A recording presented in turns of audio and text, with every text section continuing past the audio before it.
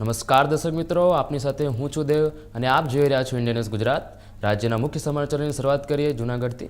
જૂનાગઢમાં વિસાવદર વિધાનસભા પેટા ચૂંટણીના ભાજપ ઉમેદવાર કિરીટ પટેલની પ્રથમ પ્રતિક્રિયા સામે આવી છે।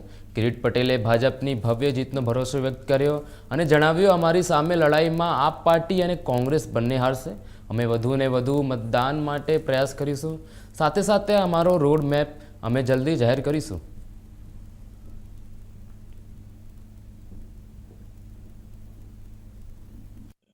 સત્યાસી વિસાવદર વિધાનસભાની પેટા ચૂંટણીમાં આખરે ભાજપે ઉમેદવાર જાહેર કર્યા છે। આપણે સીધા જ કિરીટભાઈ પટેલ સાથે વાત કરીશું।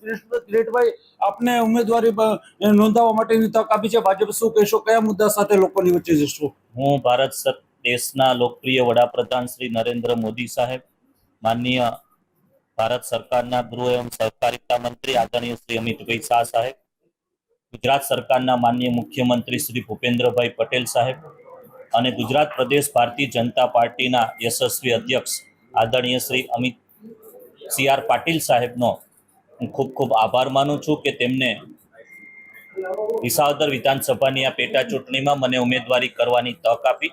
આવતીકાલે અમારું નોમિનેશન ફાઇલ કરવા માટેનો દિવસ છે।